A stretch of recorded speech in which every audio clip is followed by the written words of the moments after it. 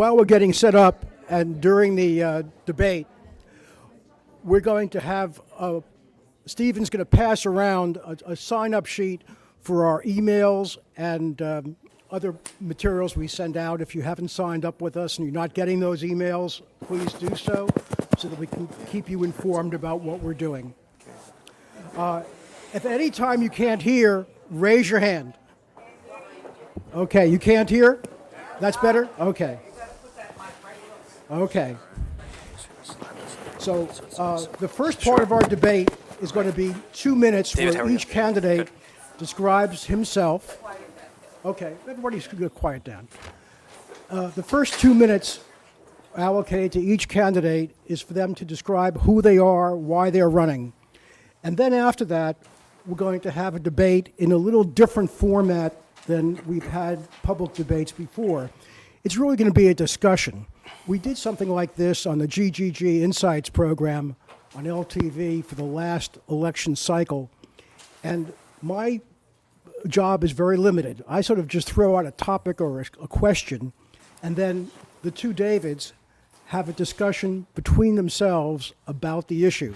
One person's going to start, and then at some point, relatively soon, the other one breaks in, sort of like the discussion you may have at your kitchen table with somebody you like rather than somebody you don't like.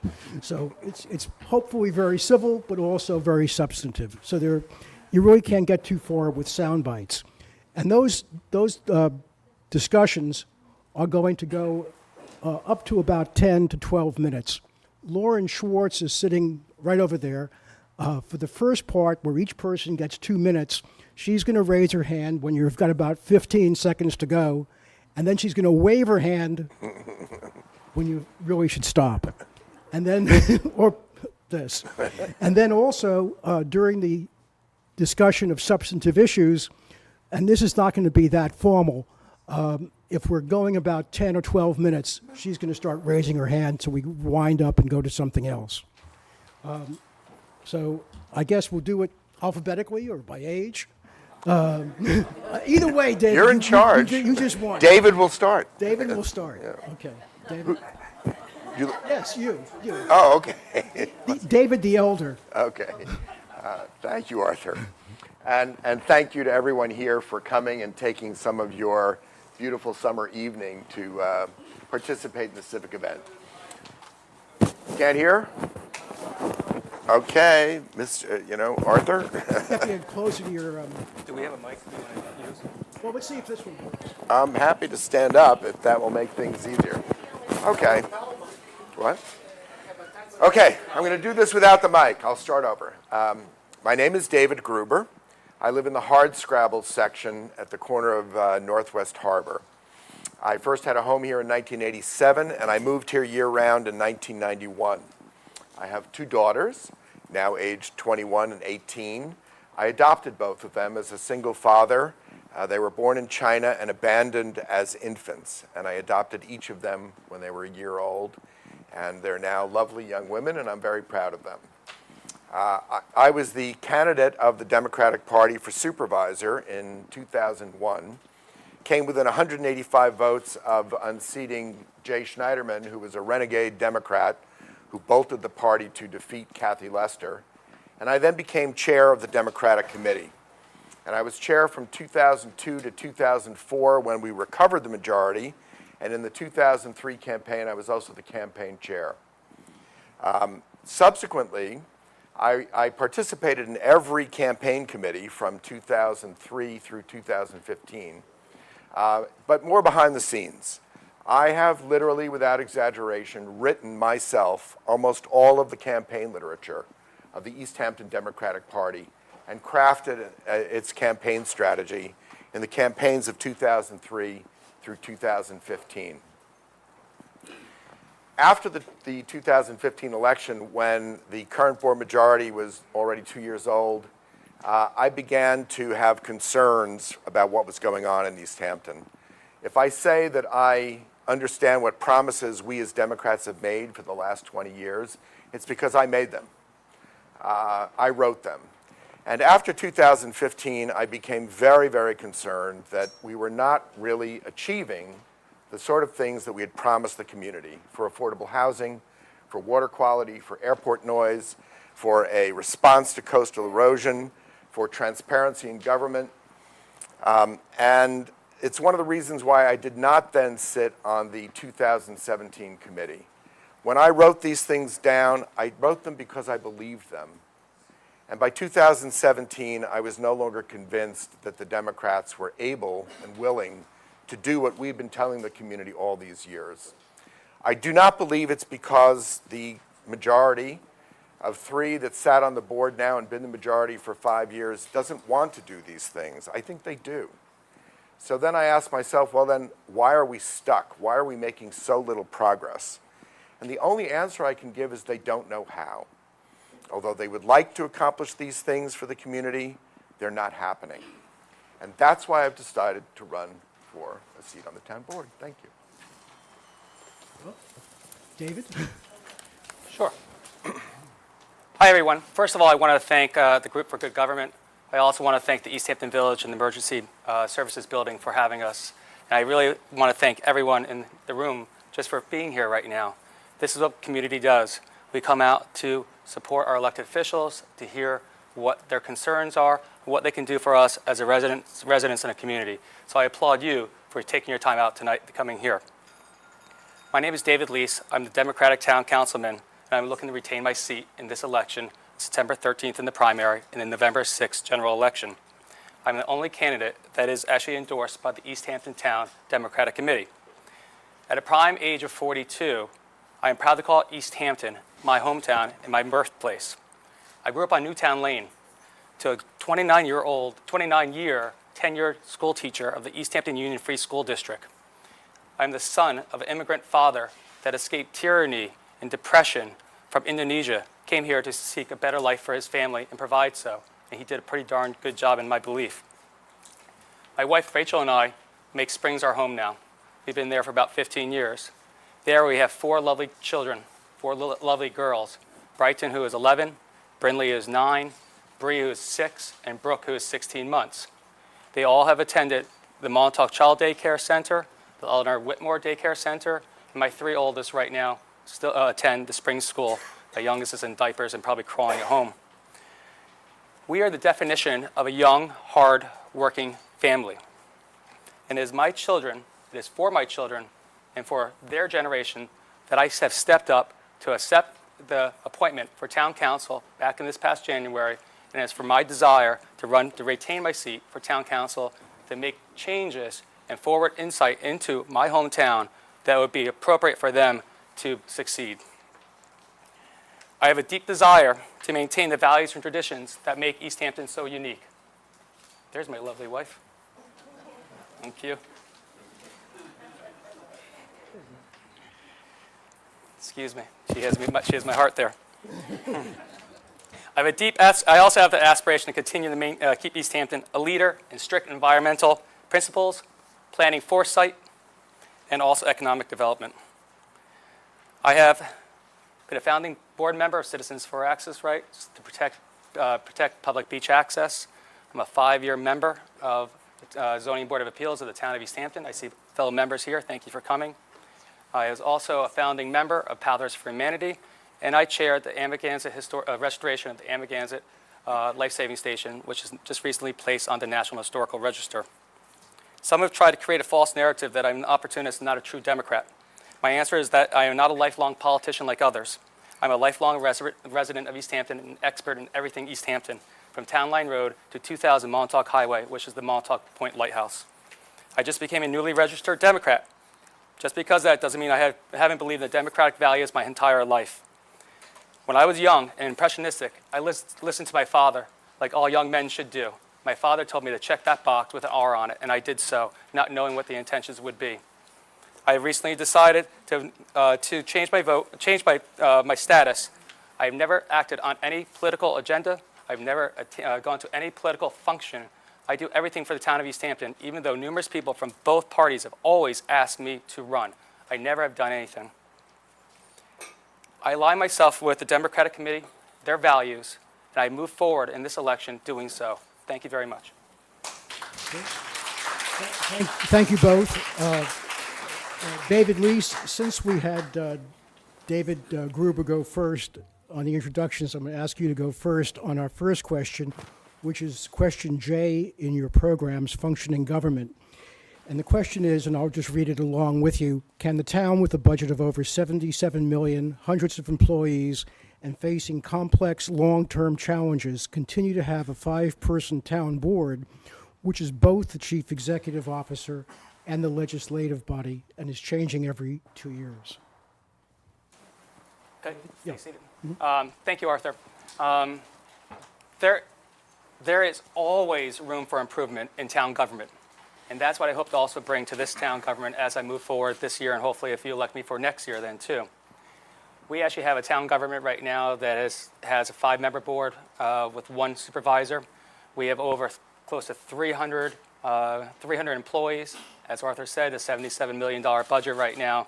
And we actually encompass one of the largest towns on the east end of Long Island right now. I think one of the things we have to look at right now is that the town board should be here to craft policy and legislate and interact with the residents. What happens right now, if that government becomes too big, we as town board members aren't allowed to do so. We need to be able to see our constituents through the CACs to move forward to make the right decisions on there. I do think that the town government and the town board still needs help in doing so. We have a lot of capital plans out there right now, potentially moving forward in the next couple of years, and some very large projects. I think it would be appropriate to look into the options if the supervisor would wish, or the supervisor at the time. I would actually support either crafting a position for either 1 or 2 ways. Either a project manager that would oversee all capital projects, or potentially a town manager also. What those would then allow us to do is to continue on legislating, and with the projects that we had seen to fruition through involvement of all of the community entities, through environmental review, and are moving forward, that they would be able to be worked on. I think I would still be a very hands-on individual on any project, but we need help to make sure that our finances for those projects stay on top of it. I would not necessarily want a project manager or a town manager that would end up going and craft financial legislation for our town or direction. I think we use that and we keep with our finance department for that. But what ends up happening, a lot of times, the town will bond for a lot of money or craft a very large project. That project does not get moving forward. In the end, what happens, money is lost on the pay down of those bonds. And I think a project manager or a town manager will allow us to have better financial stability moving forward and help us in the end. Some of my thoughts. Oh, by the way, David, just feel free to break in on each other politely. I appreciate that, Arthur, but Yeah. you know, he had something to say, and I don't want to interrupt the thought. No problem. I agree with that too. Let me give you all a concrete example of why the town board should not continue to be directly in a management role in East Hampton. We have a somewhat archaic system in which the executive function of management is combined with the legislative function of the town board. 2 weeks ago, I was at the Springs CAC meeting. The 5 Springs fire commissioners and 2 of the assistant chiefs came to the meeting to say that their emergency communications system is on the brink of collapse. It is obsolete. If it fails, it cannot be repaired. And the assistant chief said, I am up at night worrying about loss of life. That is not an exaggeration. It is what the man said. Now, it turns out that the town has bought new equipment, new communications equipment, but cannot install it on the existing communications towers because they're either too short or too not strong enough, or they're in a deteriorated condition, or they were never appropriate for that type of equipment to begin with. From which I conclude that the town bought the system without first engineering the installation of the system. That seems like a rather obvious thing to do. Now we're stuck. They're saying that it's going to take another 9 months, possibly 12 months to get this system going, and there's no fallback in the event that it fails. That's the kind of thing that any competent manager should be on top of, should be doing. The problem has been understood for more than 5 years, and yet we find ourselves at this very perilous point. So I would, whether the solution is a town manager or something else is in a sense a detail, But I don't think we can continue with the town of this size and complexity, with the town board trying to be both the legislature and the executive management of the town. It is not working. I agree with David on this sense here too. And I think this example he actually pinpointed is the prime example of it. When we talk about building a building, life and death is not from building a building. Life and death is from emergency services. Emergency services and the communication system in the town of East Hampton right now is on the verge of breaking down. Tonight is actually the East End Fire Commissioners meeting right now. The fire commissioners from the Montauk Fire Department came to the town board meeting a couple weeks ago stating the same thing that you heard from the Springs Fire Commissioners. And the assistant chief that you talked to is one of my best friends in Springs. I talked to him after that meeting also. What ended up happening is that I think the town at that time might have been sold a false bill of sale from some engineers. Engineers might have said your towers can actually take the weight. Well, they're incorrect. The new engineers have now said they're 154% over capacity right now. The fallback plan, if you talk to the fire commissioners or some of the people I've talked to in the Amagansett Fire District, is as close to Morse code as possible. It is actually a dereliction of duties. And I agree with David here, and I think we agree here, that we need a manager to oversee these projects here. And this is one of the more erroneous situations that town can be in. I hope it gets fixed ASAP. Well, do you have any other ideas about how the town could be operating better on a government basis? Mike. Well, we have other problems apart from, I think, lack of professional management. One of them is that the range of problems that East Hampton faces is rather extraordinary for a town this size because of the wealth that's here, because of the huge changes in population in the course of a summer. This is not, as I've sometimes said, a small town in a cornfield in Iowa. It's a unique place. It's unrealistic to expect that any 5 people we elect to the town board could possibly have any background or expertise in the full range of problems that we face. If one of them happened to have some experience or expertise in one of them, that would be a fluke. That would be the hole in one. So the classic response of the town has been to hire experts and hire professionals. I've hired professionals in the course of a long business career, and I can tell you that you not only need to have a good consultant, you have to be a knowledgeable client in order to supervise that professional. And if you're not, you're likely to get nothing useful. So we don't even have a knowledgeable client. What are we going to do about this? The answer to me is that within this community, we have extraordinary human resources. We have people in our town, probably on almost any subject you can imagine, who have important knowledge and experience to bring to bear. We need to invite them into the process. We need to make our own citizens an integral part of the planning process, not having them get up at the end and make little 3-minute speeches in front of the town board. They need to be intimately involved, or we're not going to get where we need to go. Well, I think what you're saying as far as having the citizens being involved, we do have a number of CACs, another advisory committees that do help us, and the town has had a policy over the last couple of decades now to involve the public when it comes to making decisions so that we can legislate. Talking about having the hole-in-one or the ace up the sleeve is, I actually have completed a large municipal project. The reconstruction of a structure that was put on the National Historical Register that actually went from a derelict building that fundraised over $1.6 million from dereliction to completion using multiple agencies, uniting the community around it. I have completed that actually. I am actually enjoying it. It's something that actually has now become a museum that everyone really enjoys. So I have experience in that. But he is correct. I'm not an experienced in telecommunications. So I think we do have to make sure that we actually function better as a government by asking for the help and assistance in those roles too. Okay. We're allowed to stop early if that's the problem. And You don't have to go 12 minutes? And then go on to the next issue. And the next issue happens to be telecommunications, which you guys have already started. David, I guess you go first this time. Well, David Gruber. okay. So there are 2 different aspects to telecommunications. There's, of course, what's called in our town code personal cell phone service. I don't think... They can't hear us in the back. Sorry, Dave, I just see some hands in the raised in the back.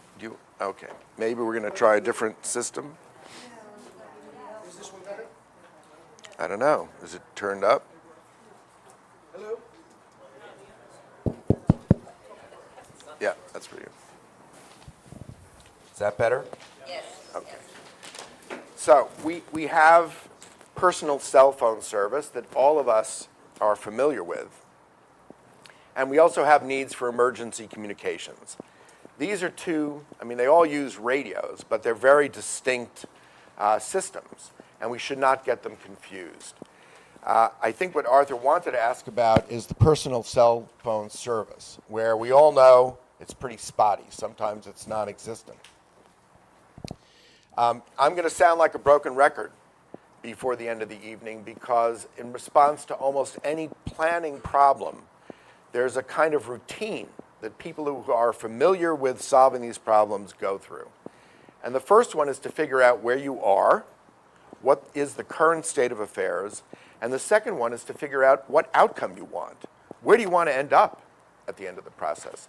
And strangely, that's something that we often don't do in East Hampton. We don't discuss and figure out before we start what's the conclusion that we're looking to achieve here.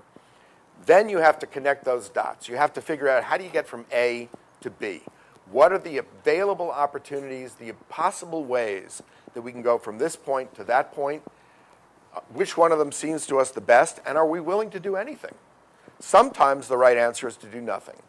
In this case, we need to understand what it would take physically, concretely, to give us the cell phone service that we want, how many towers we would need, where they could possibly be located. We all know that people are not going to be happy, and we have to then make a decision about whether what we want is to find some places to put additional towers that people will accept, or whether we would rather not look at towers and have poor service.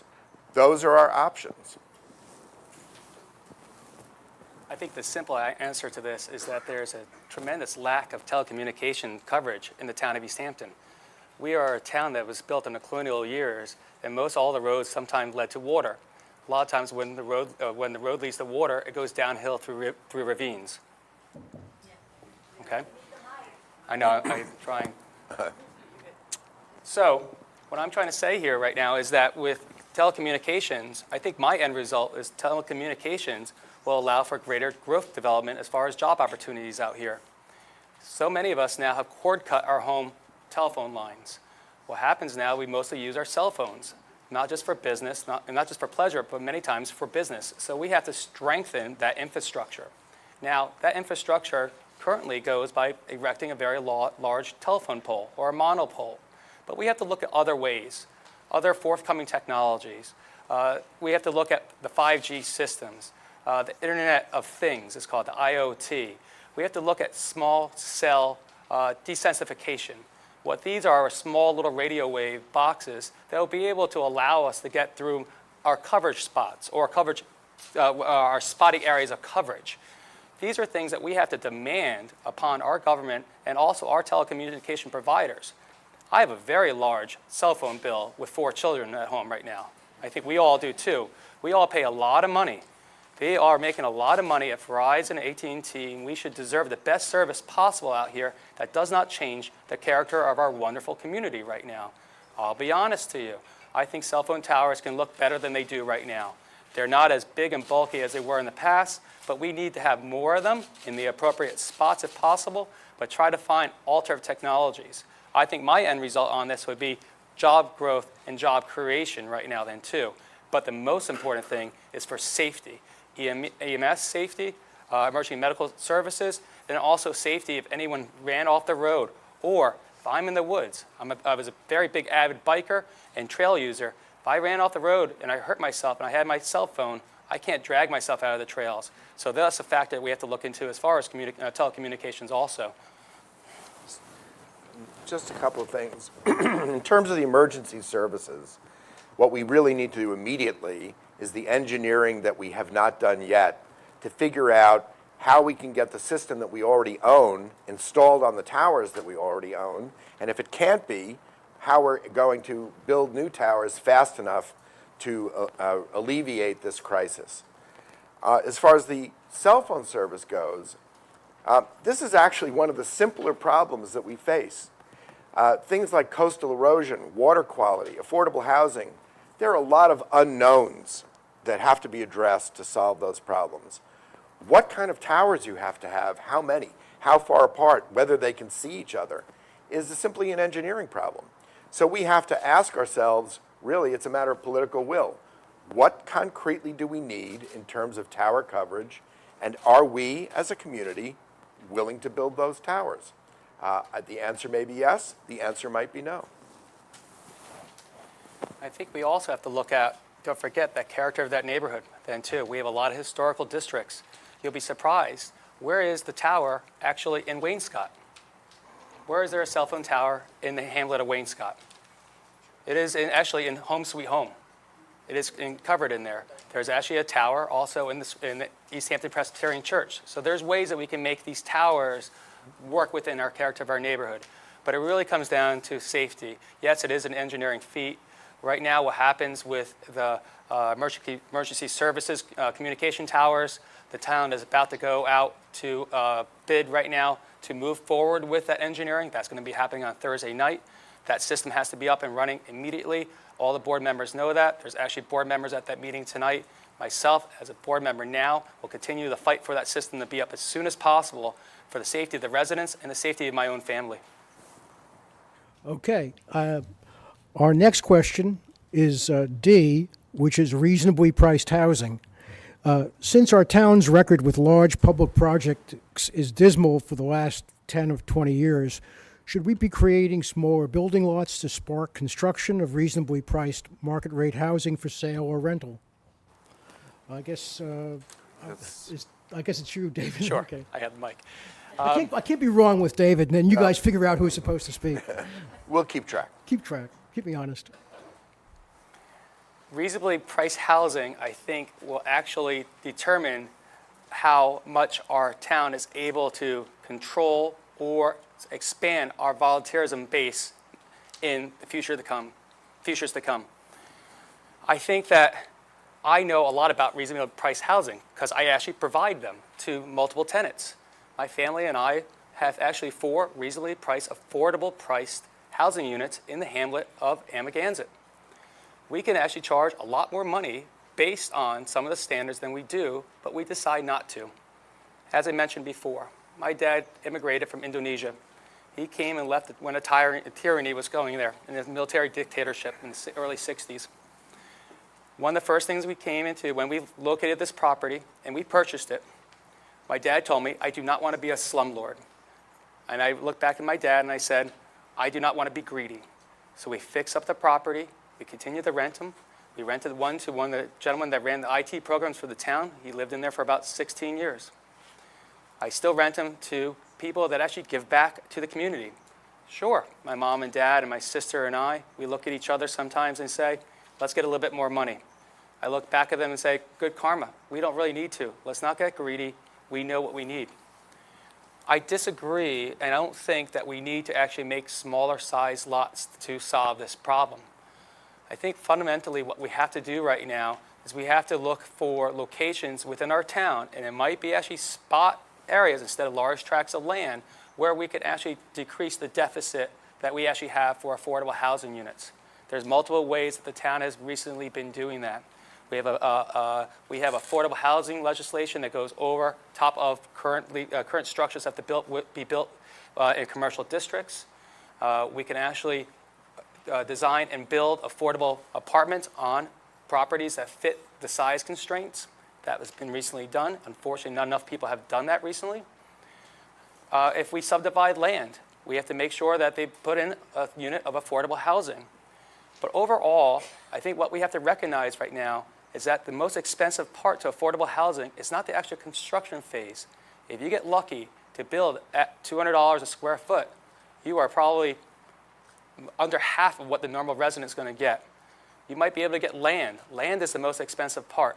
At some point, we have to have the political will to buy land, either with municipal money or another act of legislation, to hold till we build these properties. I don't think that downsizing properties is good for any character in the neighborhood, but at the same time, We have to make sure we put a dent in the bucket. Thank you. Directly to the question you asked, Arthur, allocating CPF money for this kind of a problem, to my mind, is putting the cart before the horse. Before you ask yourself, how are we going to pay for something, the first thing you have to ask yourself is, what is it we're going to do? And how much is it going to cost? In the comprehensive plan adopted now 15 years ago, our comprehensive plan, the town set a goal of 1,300 units of affordable housing to serve multiple purposes: for seniors, for young people starting out in life, for working families, and to some extent for seasonal workforce housing. At the rate we're currently going, now we have a couple of projects right now, 531 in Amagansett, the Accabonoc Manor project. That represents 50 units, and that's what we've achieved over 10 or 15 years. At that rate, it's going to take 200 to 300 years to reach the goal set in the comprehensive plan. Now, I've had one board member say to me, well, people talk about this, but they don't really want change. That might be. But until we've laid out in front of the community what we need to do to achieve this, I don't think we can answer the question whether the community is willing. I believe this is a generous community, and it will be. But what have we got to do? We've got to assess the need for all kinds of housing. We've got to figure out at what price we can buy housing or construct housing. We need to make the decision that for affordable housing to be affordable, it's going to have to be more dense. We can't have one house per acre and expect it to be affordable. But dense housing doesn't need to be ugly housing. There's a set of condominiums near where I live, over on Toilsome, that I drive by all the time, and it's beautiful. So we can build dense housing. We can certainly build it cheaper, even if it has to be subsidized. It doesn't have to be ugly, but we have to make the determination of our need. How is it going to affect the schools? How is it going to affect the tax base? How is it going to affect water quality? These are answerable questions if we get down to doing it and can explain to the community where, how. It's not one size fits all. We may have areas where we can build 5 units. We might have areas where we can build 50. We might have places where we can build 100. There's enough land in East Hampton to achieve this goal if we have the political will. I think the design and the knowledge is for where we can put affordable housing is starting to happen within some of the Hamlet studies and the Hamlet plans. We have to look at where we can potentially put either overlay districts on for affordable housing overlay districts, or where we can appropriately locate this. One of the locations that actually I brought up at the charrettes that had been done, and actually I would be supporting, was actually to put an affordable housing overlay district right in this area here on the North Main Street area. Many of those units there, of the 25 units that make up Indian Hill and Miller Lane Terrace, are actually multi-density properties right now, probably a good third of them. So it makes it appropriate. What we can end up doing then is they can walk to town, and it actually ends up helping with our economy. So if we find areas that we can actually sparsely populate 5, as David was saying, maybe 2, we have to make the dent there. But there also might be larger overlay districts that we could put into certain areas in the town of East Hampton to actually allow for more affordable housing or multi-density housing too. But I think the Hamlet studies is starting to look at that, and we need to continue looking forward. Affordable housing overlays have been in existence in East Hampton for a long time. And for whatever reason, essentially they've failed. The number of people who take advantage of these opportunities is minuscule compared to the need and the demand. So possibly that kind of program can be retailored in the future if we can figure out why it doesn't work. But if we're expecting affordable housing overlays to do the job for us, we already have evidence of 10 or 15 years. It's not happening. And that's what I mean when I say, we're just not getting these things done. Adding more affordable housing overlays doesn't hurt anything, but the evidence is it's also not going to make a big difference. But we should try. By all means. That's yours. Okay, try we will. Our next is question I, which is energy self-sufficiency. Since even Deepwater Wind's own projections show that it will not meet East Hampton's summer peak demand when the offshore winds are the lightest, how can the town build out its own local grid to make use of locally produced solar power independently from PSE&G. I think this is David Lease this time. Nope, No? I think this Oh, one's okay. mine. I've lost track. Well, I still go to school. I'm still studying in school right now for a degree in economics, a PhD. And one of the things that I was asked to do was present on the subject of renewable energy.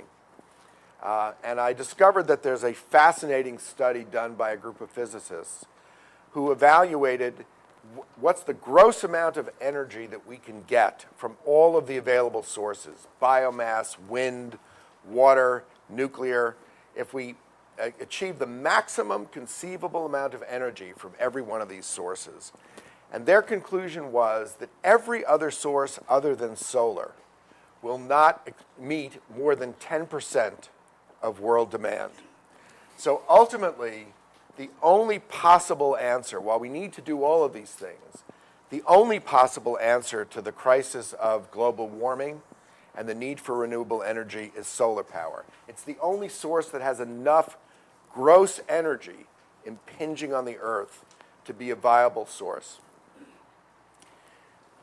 We need to pursue this in East Hampton, and in fact, there is a plan, an excellent plan that was written going back to 2016 for exactly how we can build a local grid and what we need to do. Unfortunately, that plan has largely been put on the shelf, upstaged, I'm afraid, by Deepwater Wind.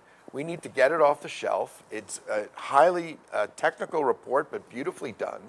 And it tells us it's for 15 megawatts of local power. That's a pretty good chunk. It doesn't meet all of our needs, but that's just one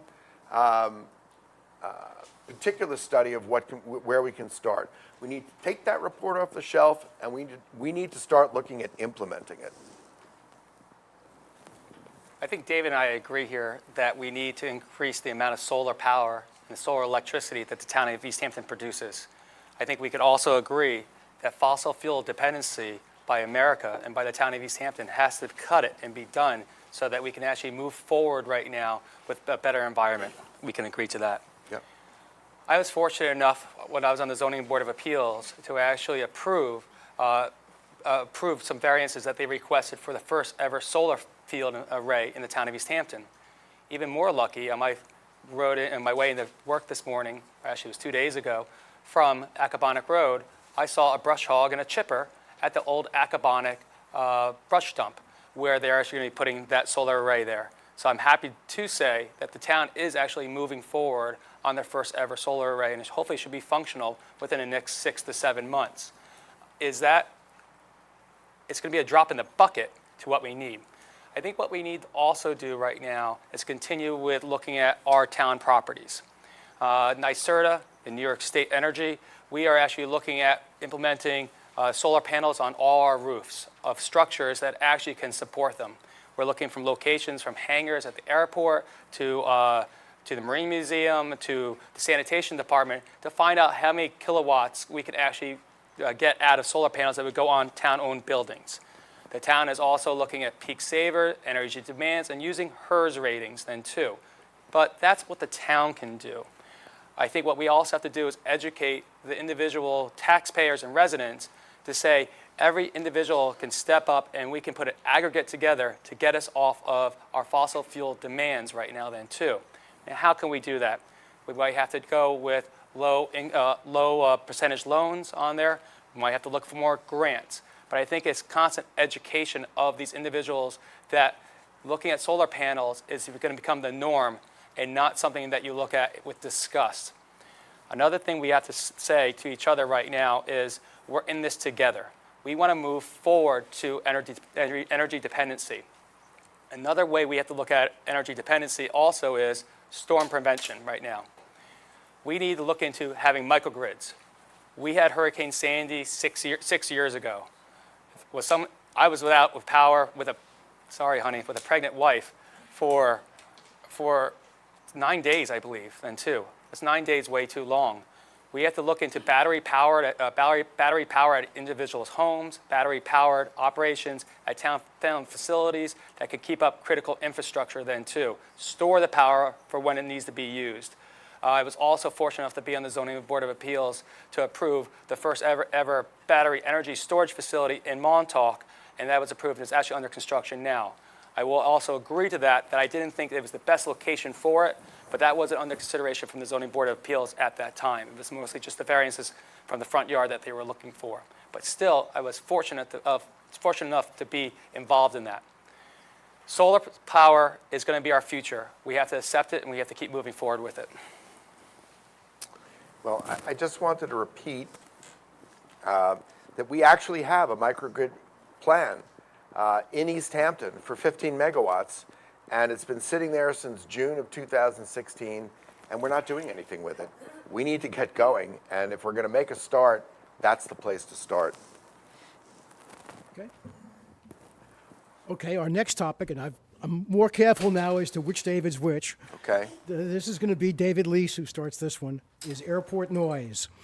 If the FAA will not allow the town to meaningfully reduce airport noise from helicopters and jets, should the town consider closing the airport in 2022? The airport and airport noise has become a tremendous burden and dissatisfaction for many of the residents of the town of East Hampton and also surrounding communities. It is up to the town board to take this burdensome dereliction of operations and fly-by-night helicopters and seaplanes and their pilots and control it right now. We can't take any options off the table.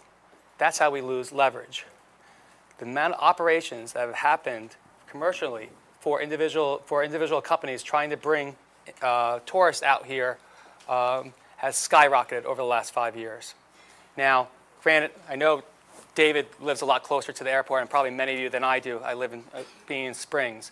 But it hurts me to understand what your plight is. I have a very good friend. His daughter's the godfather of my daughter. His daughter's godfather of my daughter. He lives up on Ridge Road. And we go to dinners there, or have gone to dinners there in the past, and it's an assault. It truly is. And it's not fair. We have to get a handle on it. We have to do this either by completing the ANCA, going completely through the Part 161. We have to look for measurable noise reduction, either through legislative action right now, through our senators. We have to keep all the pressure on possible to make sure that the East Hampton Airport comes to within compliance. It is not a burden of the town of East Hampton's residents and other surrounding neighborhoods right now, too. I know Dave's going to have a lot to talk about this right now. One of my first things I did in February, when I took over the town, I was on the town board, appointed to the town board, is I went to the airport. I needed to get ahead of this. I knew what the emerging problems were going to be, or not even emerging, the problems were going to be, and I needed to be able to deal with and answer these. I took a total tour of there. I also went to the airport on Friday of Memorial Day and Friday of July 4th. And I got a little bit upset to all of them, all the individuals that work there. And the reason why is because we are harvesting data right now. And the data harvesters were not there one day. Or the next day they were there, they were working without a proper Wi-Fi or not in the proper location. I take airport noise, airport safety seriously, and I look forward to working to a result. But no, I don't think we should take closing the airport off the table. Well, I'm sort of notorious for being an advocate for getting airport noise under control. In fact, I first came into public life in East Hampton in 1998 when Pat Trunzo, who's sitting here, and at the time was suing the town for an illegal expansion of the main runway, asked for help, and I was at that meeting, and I sort of raised my hand and said, well, I'll try. 7 years later, after 2 state lawsuits, 2 federal lawsuits, an action before the FAA, and a federal grand jury investigation, we succeeded in negotiating a settlement with the FAA that relieved the town of East Hampton from FAA control 7 years early, at 2014 instead of 2021. In 2014, for 15 months, I chaired a town committee, the Airport Planning Committee Noise Subcommittee, and we were drafting proposed restrictions for airport noise, restrictions on airport access to control noise, and giving the intellectual justification for them. Unfortunately, most of what we recommended to the town was ignored. We wanted to use a price system to control access to the airport and use, and the town refused to consider that. The ultimate outcome, I'm sorry to tell you, is essentially a disaster. The opportunity that Pat and I worked for 7, actually all things considered, closer to 15 years to achieve has been squandered by a town board that didn't know what it was doing and wouldn't listen. It simply wouldn't listen to the people who do know, who have considerable expertise, and we're pleading with them behind the scenes as to what to do. I know this because Pat and I still sit on the Airport Management Advisory Committee, and it has happened more than once. Now, that's a committee that's balanced. It's half people from the community who are concerned about airport noise, and half people with interest at the airport. 3 and 3. It's deadlocked on purpose to force us to come to agreement or not. Nobody can be outvoted. It's happened more than once that even when both sides agree unanimously, the town still will not do what we recommend. And I cannot fathom why. I know with certainty that the town board members do not know more about this subject than the people who own airport businesses, fixed-base operators, and operate aircraft, and the people who've studied the problem of noise for 20 years, and yet there's this is emblematic to me of the unwillingness to invite the essential participation of knowledgeable community members. I experienced this directly, and I know from talking to people who are involved with water, they have the same experience. If we do not invite knowledgeable members of our community to participate directly in the formulation of policy, we're going nowhere on these big issues, and that, unfortunately, is what has happened with the airport. The only other thing I'd add is that we can succeed at this. I believe we can. It's difficult, much more difficult than it was, if we pursue an aggressive legal strategy. We are not doing that. Again, knowledgeable people have gone behind the scenes to plead with the town to do this.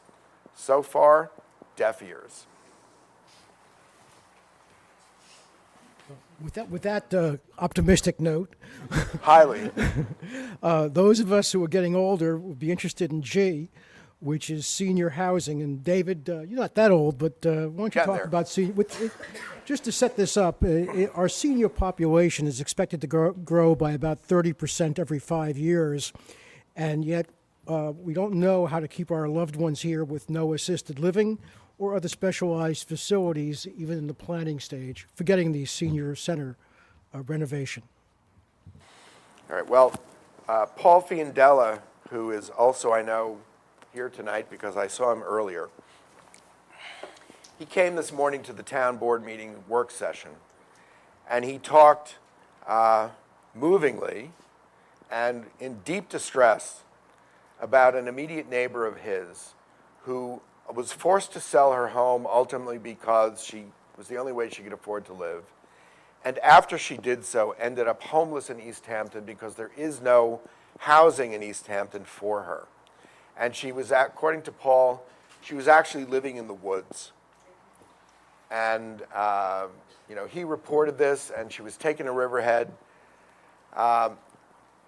His point to the town board is that we have long neglected the needs of senior citizens who age in place and at some point, for reasons of health or finances, cannot stay in their homes. And we do not have anything for them. We have 127 units of senior citizen housing, subsidized housing, with a waiting list that was closed in 2010 because there was no longer any point in adding anybody to the list. It was so oversubscribed. This is part of the larger problem.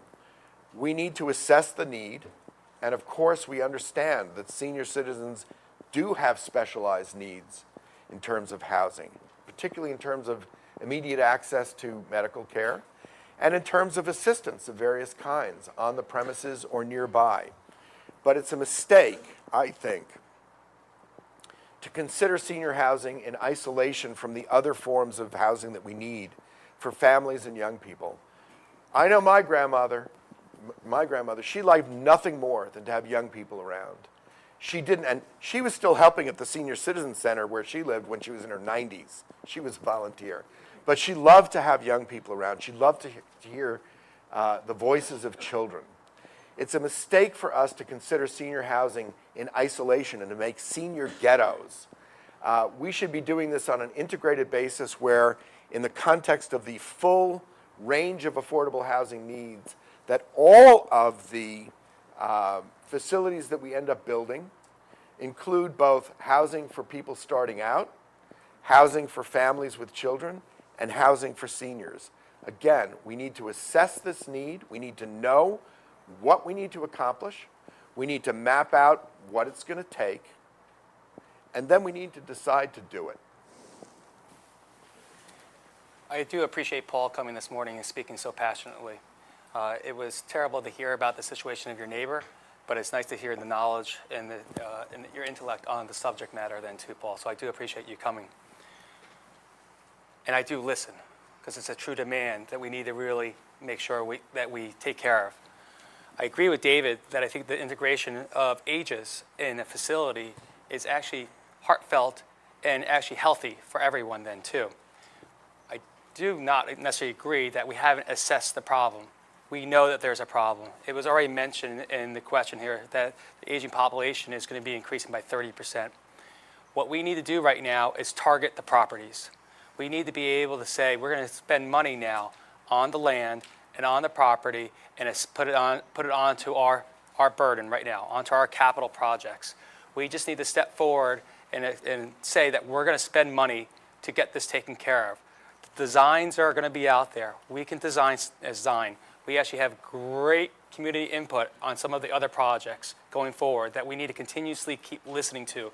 But sooner or later, we just have to really put our foot down and govern right now and make the hard decision. Are we going to spend the money right now, or are we going to kick the can down the curb? I would rather spend the money, get this taken care of, and build multiple different layers for senior living. Now, with multiple different layers, it might be assisted living facilities. It could be standalone homes or locations. It also means that we have to increase our medical needs and our medical transparency and also open accessibility for our senior populations then too. My parents had to sell their house, okay? Yes, we do have another piece of property that we would like to build on, but they would love to sell their house and invest in a smaller house out here.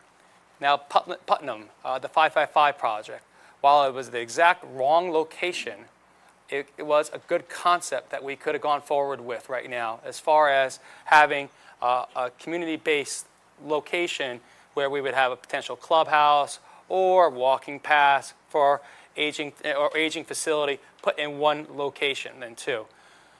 I like being able to say that the greatest nest egg that individuals are going to have out here is going to be their home. Let's say we can average the house, sell it at $1 million. For some of the individuals that might be living in Springs, they might be able to buy into another condo or that at $400,000 to $500,000 in a facility like this. Maybe then they can put money into the bank to travel or to pay for the health care as the years go on. But it's something that needs to be addressed. I am looking actively to address that, and my other board members know that too. Well, I would only add that most of the people here, I assume, are Democrats because it's a Democratic primary, although I know we've got a couple of Republicans in the room. Nonetheless, we as Democrats have to accept that we've been talking about this for many, many years, and we have not been getting the job done. We need to own that responsibility and accept that if we are not going to get the job done, we need to stop talking about this and tell our seniors, you better make some other plans, because when you can't live in your home, there is not going to be a place for you in East Hampton. Personally, I don't find that as acceptable as a Democrat and as a human being. But we've got to do one or the other. We cannot keep going forward year after year, making the same promises in our campaign platforms and not delivering. That's what I'm here for. That's why I'm doing this. Okay. Next, we have B, the Community Preservation Fund. And this is a long sentence, maybe a little hard to follow, so if you read along with me, maybe you'll get the gist of it. Since an unintended consequence of the CPF acquisitions is the erosion of community by making the remaining land more expensive for working folks to build or rent a modest house in East Hampton, how, if at all, should the CPF be adjusted so that part of the $750 million coming into the CPF in the coming 30 years can be used to preserve the community? The CPF funds over the next 30 years are actually more anticipated to be closer to $900 million now. I'm a conservative guy, No problem. despite this code. I can't blame the use of CPF funds for the supply and demand that we have on affordable building lots or affordable housing lots in the town of East Hampton right now. I think the CPF funds and the way that we have used it for water quality and open space has led to a greater quality of life in the town of East Hampton.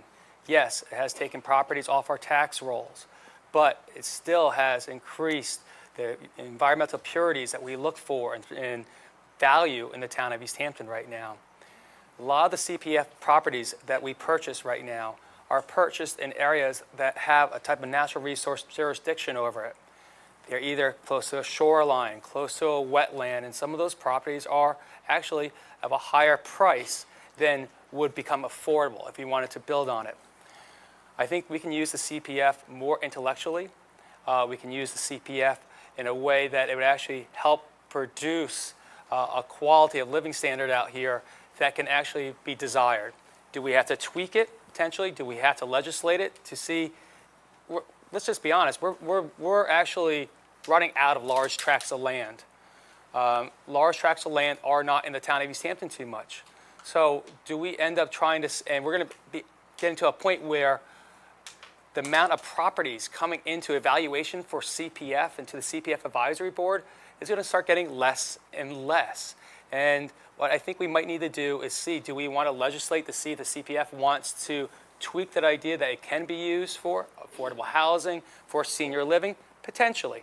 I would be up for listening to that, but that's outside my privy right now then too.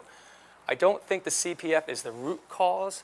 I don't think it's necessarily helped as far as the supply of affordable lots. I think it's the overdevelopment of the East End right now.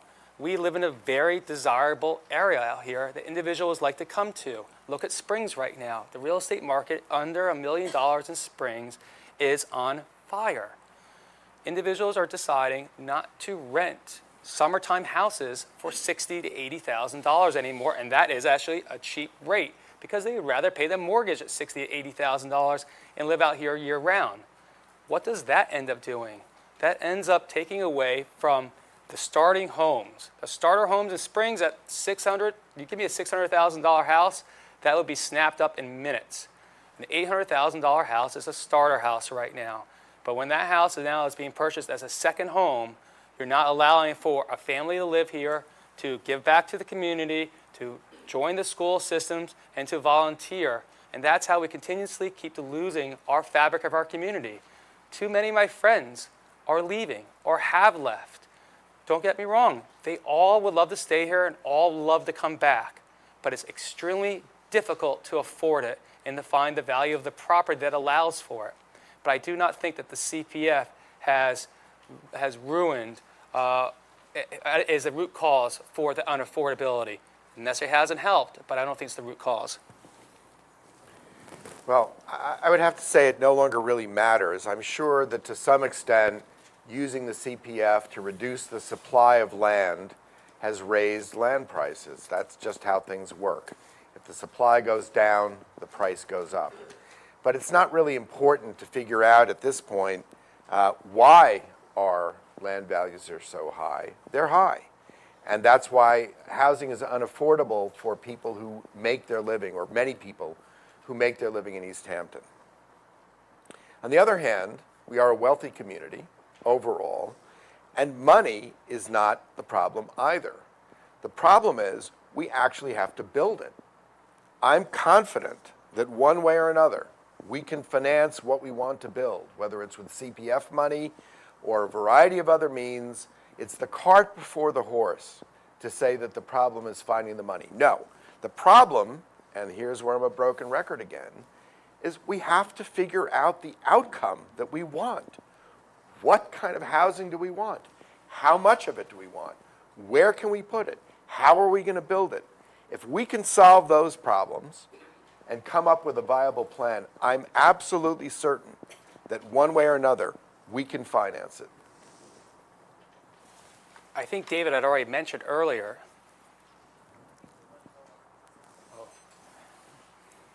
Okay, let's go on to the next one. This is the political hot potato called reassessment. And by the way, the only person who was ever in favor of this was Fred Overton, a Republican, who was the tax assessor and realized how crazy the system is. According to a preliminary study, the larger houses in East Hampton, as a group, are underassessed by over 30%, with the result, unintended, that the more modest homeowners as a group are paying more than their fair share of real estate taxes. Now that East Hampton has ample cash reserves to pay for a tax reassessment required by state law, can our town board keep ducking the issue of reassessment? David Gruber? Sure. I think it's myself, isn't it? Well, if you guys want, I think it's his turn, but I'm willing. Okay. Up to you. Paper, scissors? I'm more than happy to David Lee's go Sure. first. I think our form of assessing properties in the town of East Hampton is archaic. It's outdated, but we have to be very careful as we potentially move forward in that direction. I think it's common knowledge that 1/3 of properties will increase their tax base, 1/3 of the properties will decrease, and the other third of properties will stay the same. It's been estimated it's going to cost about $5 million to go through that reassessment. That's a lot of money. And next, what I think we then have to do is decide on where we want to prioritize spending that money. Here is my fear. My fear is the residents that have lived in some of the areas of the town of East Hampton for 4, 5 generations in the same exact house, that the assessment of their property is only a couple $1,000s. These individuals are living there and are over 60, 65, 70, or 80 years of age right now. And we decide to reassess, and by chance, because they live in a lovely place that was in their family for many generations, or they bought at a very low price, now that their assessed value of their home is going to go up so dramatically that it's going to become more affordable for them to live in the town of East Hampton. That's what I'm fearful when we start talking about reassessment, and it's a true fact.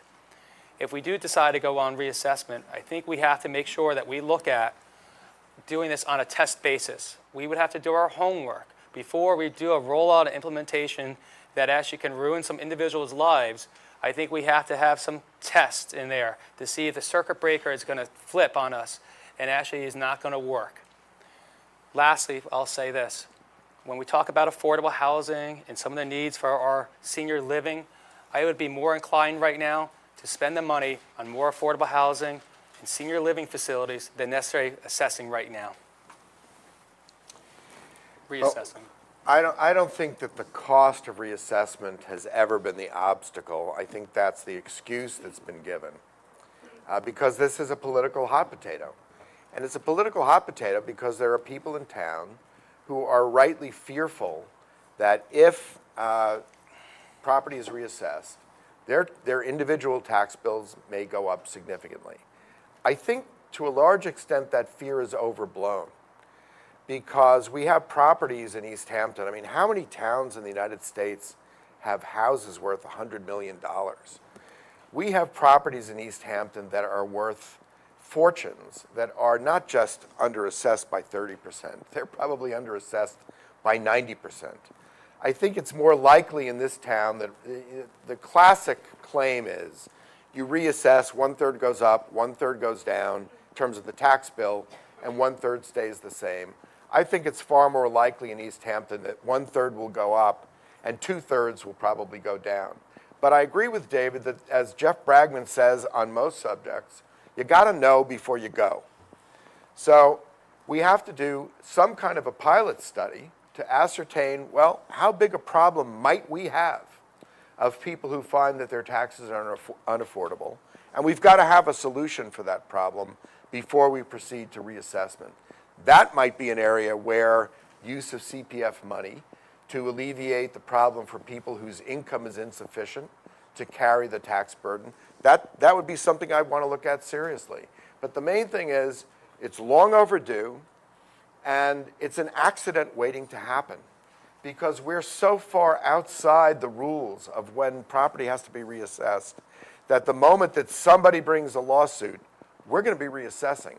So the question isn't, should we? The question is, do we want to do it under control, where we can address the potential problems in an orderly way, or do we want to just keep waiting until somebody forces this upon us and we've got to go willy-nilly with unknown consequences? I think this is mine. Okay. Sorry. One thing we know is happening is the oceans are rising, and with increasing shoreline erosion and meaningful funding from the federal government unlikely, how can the town protect Montauk beaches and other low-lying areas? David? Well, we have to distinguish between two related but different phenomena. On the one hand, we have the rising sea level, which over time is going to take land away from us. That's going to happen. I mean, the ocean's pretty big. And if it takes land because it rises 1 foot, 2 foot, 3 foot, whatever it is over the course of the next century, that land is going to be underwater, and there really isn't anything I can imagine doing about it. I mean, there are places in the world, such as the Netherlands, that are below sea level, but I just can't conceive that on this narrow strip of land, we could build the kind of dikes and water management systems that Holland depends on to keep itself from flooding. So on the one hand, we have to recognize that slowly over time, beyond my lifetime, not a lot of land, but some of the land on our coast is going to disappear. That's just a fact. The related phenomenon are storms. As the sea level rises, as we have more heat in the atmosphere, we know that storms, violent storms, are becoming more frequent, and the combination of the added energy of those storms and the higher level of the seas creates storm surges that we haven't seen before, except maybe in the 30s, the 38. That's a related but different phenomenon.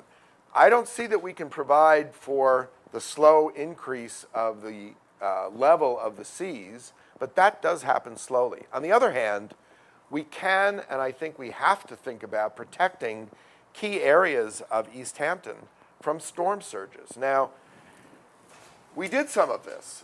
Notoriously, we did this in 2015, 3 years ago, by putting these large geobags, the huge sandbags on the beach in Montauk.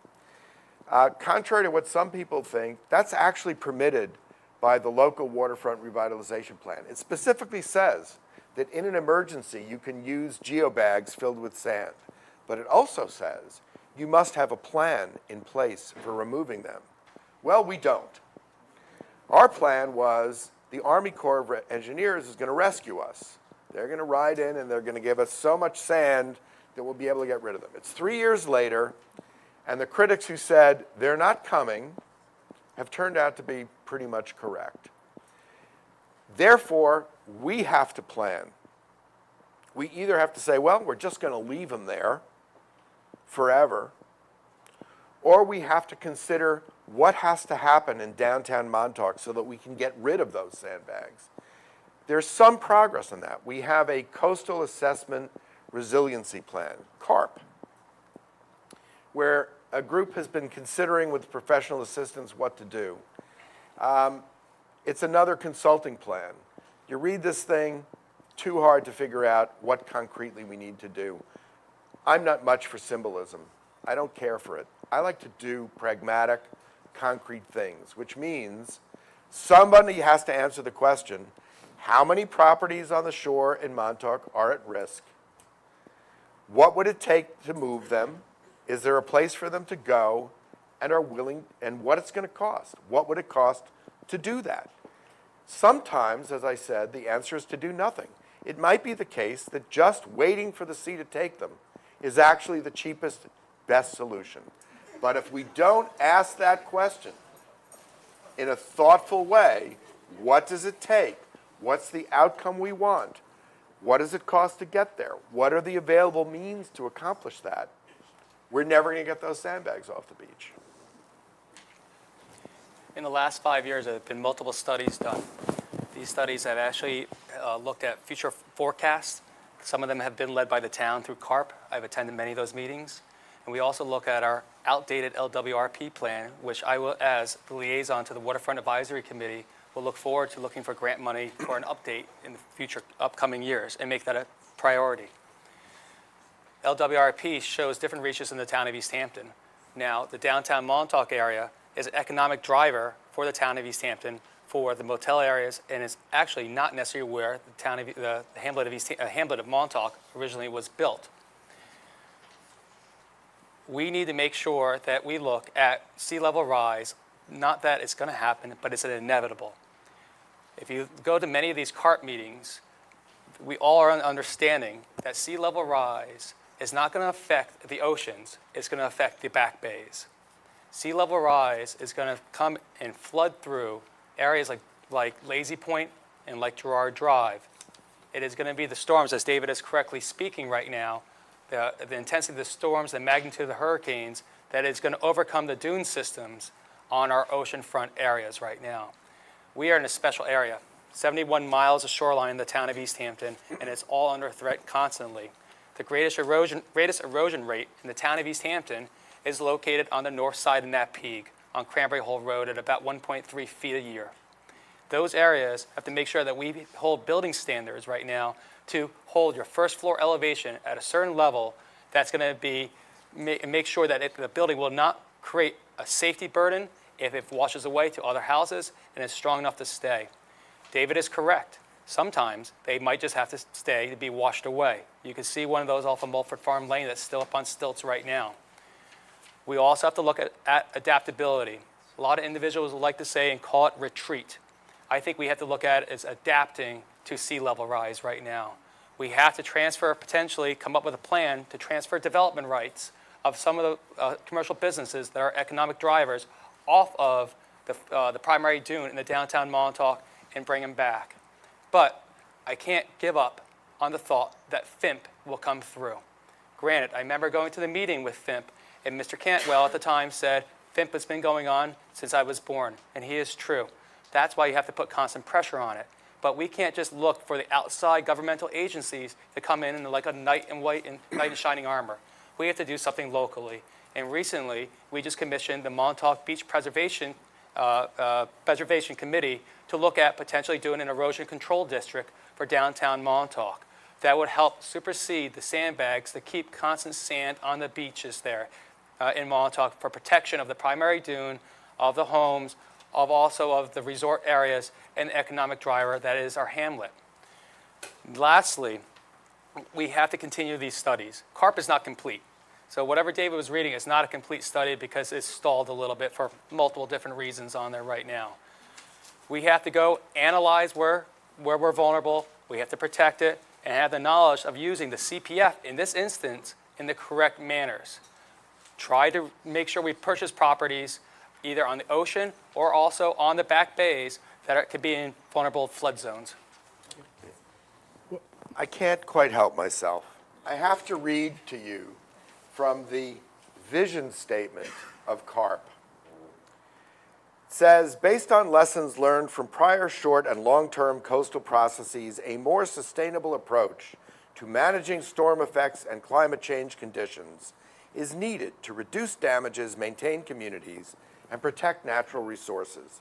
The vision of CARP is to integrate coastal resiliency principles and facilitate the town's ability to adapt to changing conditions within the coastal zone. The town desires to reduce the exposure of vulnerable assets and facilitate a quicker response to and recovery from extreme weather and climate events. CARP shall guide decision makers in resiliency planning, provide solutions for the town to adapt to flood and erosion risks, storm vulnerability, and improve the expected degree of natural recovery. What I want to know is, how many properties on the shore in Montauk are at risk? What is it going to take to move them? Where we're going to put them? Over what time period? And what is it going to cost? I don't need this to answer that question.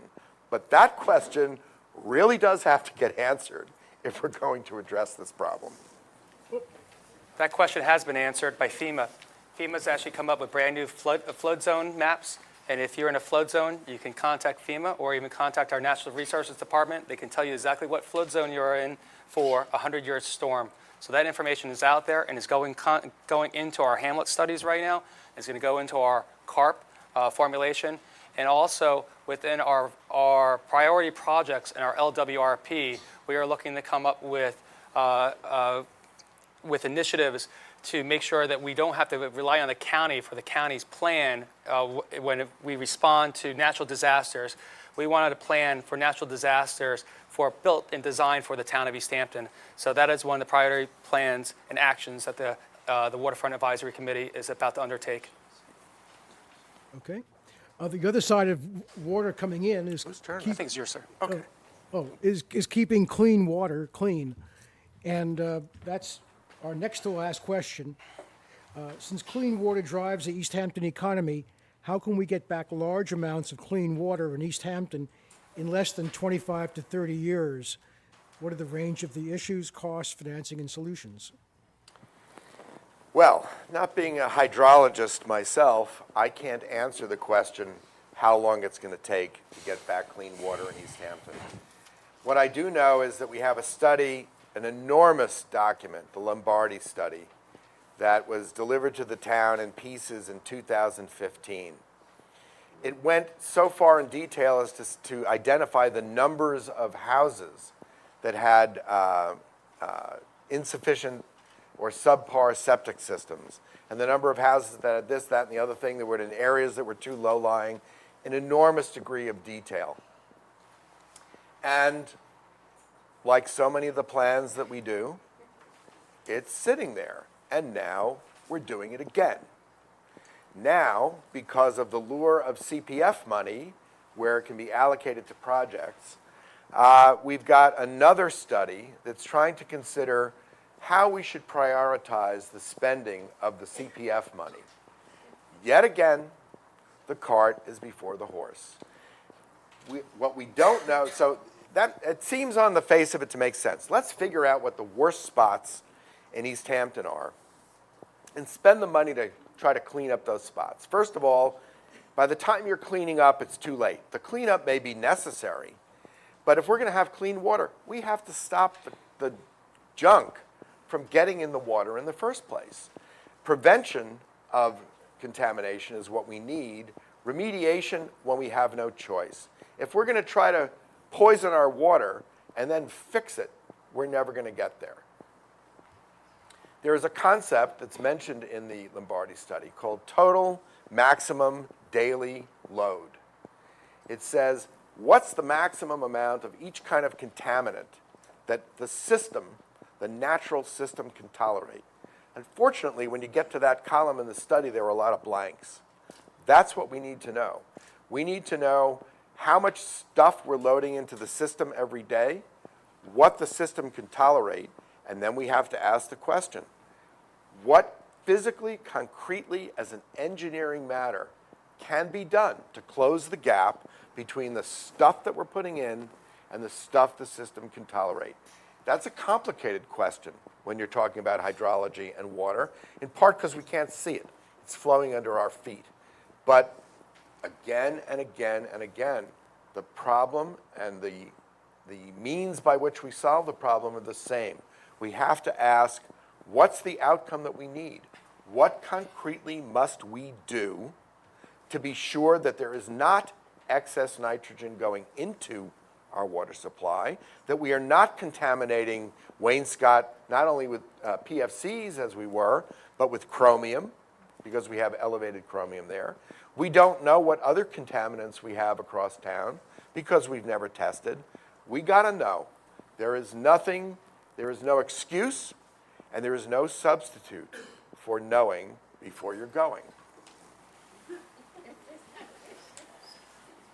Clean water, clean drinking water is not just a desire, it's not just the driver of our economy, but is a fundamental right for all the residents of the town of East Hampton to have.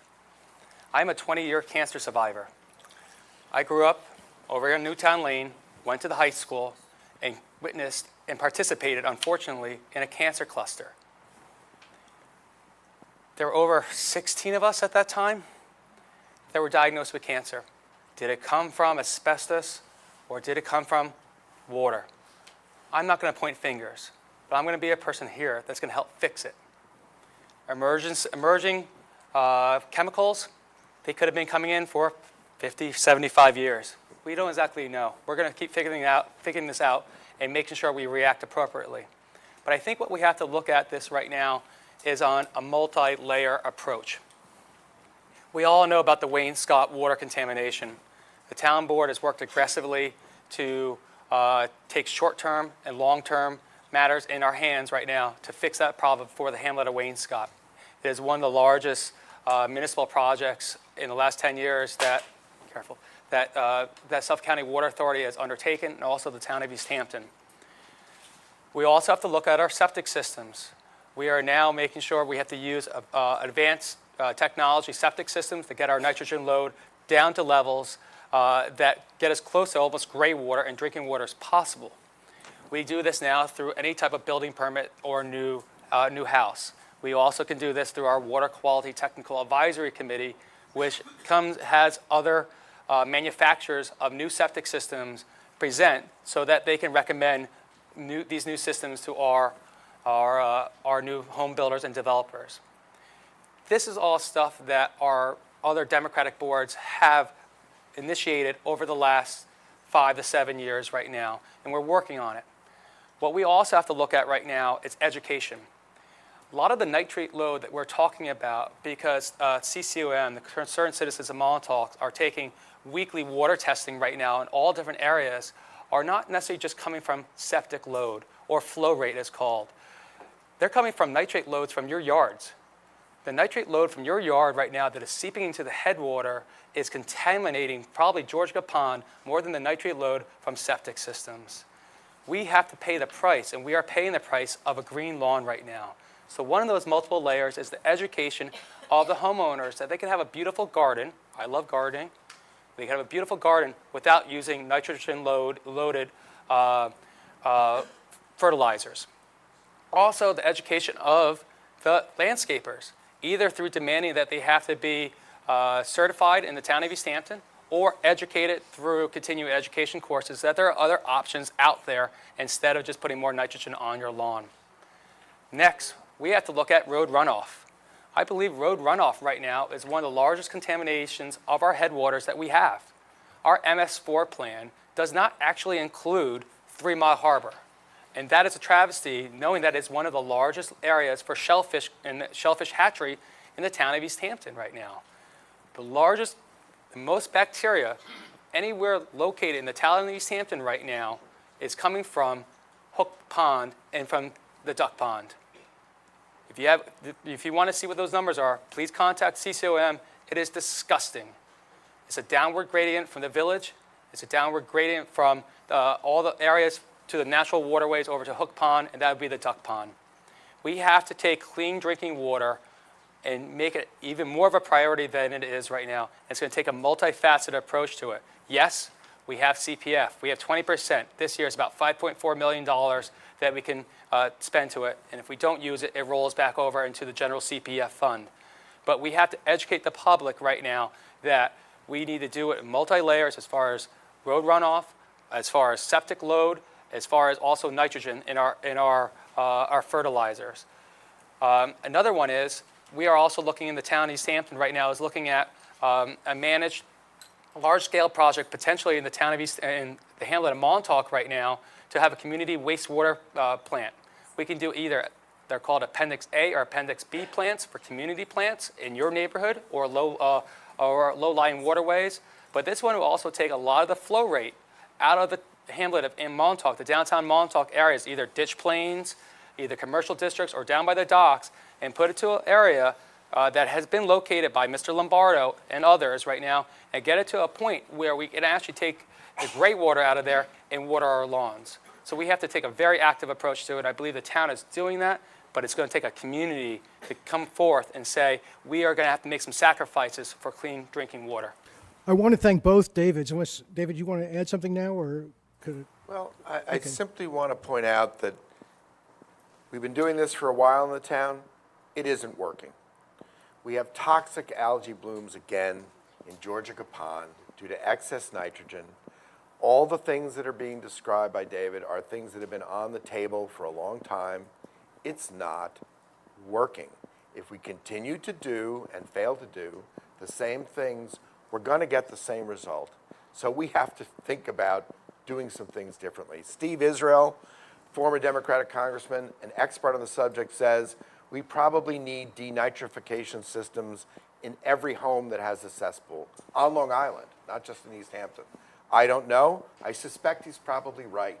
If that's in fact what we need, we better get on about doing it, not in 10 years after we've educated people about using fertilizer on their lawns, but now. And we may need CPF money to pay for that, not for particular glamour projects, but in order to be sure that everybody in town can afford to have clean water. Well, now to be sure both people can wrap up, I guess David Lease, you go first on the 2-minute wrap up, and then David Gruber. This time Well, I got just it want right. to finish on water quality because I think it's so important to us right now.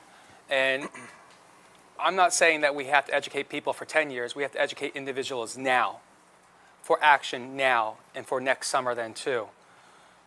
We are looking at getting updated septic systems in everyone's houses as soon as possible, but people are fearful of that change and the cost and the process to go through. So we do have to educate it. We did not change the CPF law through a referendum overnight.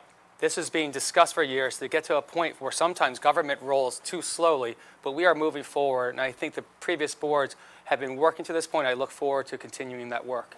Okay. Now, do you want to have a formal wrap up just to tell everybody about yourself and why they should vote for you, and then we'll call it a night? I think it's your turn because I Sure. went first. You go first, David. Lease. My name is David Lease. I'm your current Democratic town councilman looking to retain my seat in this upcoming election. I am doing this not for political gain. I am not doing this for taking time away from my family. I am doing this for the residents of the town of East Hampton, for my daughters, for the generations that come in front of us right now. We all have a priority here to make sure that we keep East Hampton as unique as it is now as it was in 1648. There's so many generations that come before us that have worked hard through government, through volunteerism, to make sure that we want to come out here and sustain our quality of life. I have worked hard over the last 8 months. It's only been 8 months, and I have initiated numerous legislative victories right now. I have fought the utilities on the double wood utility legislation for their removal. I have increased safety standards and public access out of ditch plains parking lots. I have also increased the municipal parking lot timing standards to increase commerce in the Amagansett parking lots. I've gotten this all done in a very small amount of time. I ask of you, the voters in the town of East Hampton, to vote for me in the Democratic primary on September 13th and in November 6th to give me a chance to complete Peter Van Scoy's term for the next year. I look forward to seeing you also the following.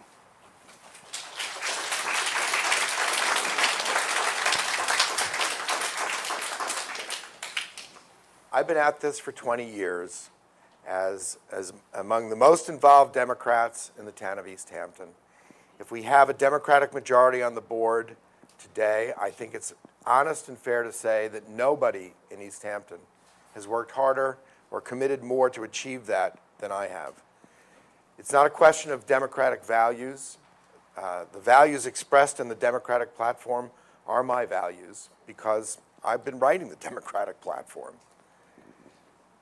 I've recognized with some regret and sadness that we're not getting there. We are not doing the job that we Democrats have promised the town for years on end we're going to do. I feel responsible for that. I feel an obligation.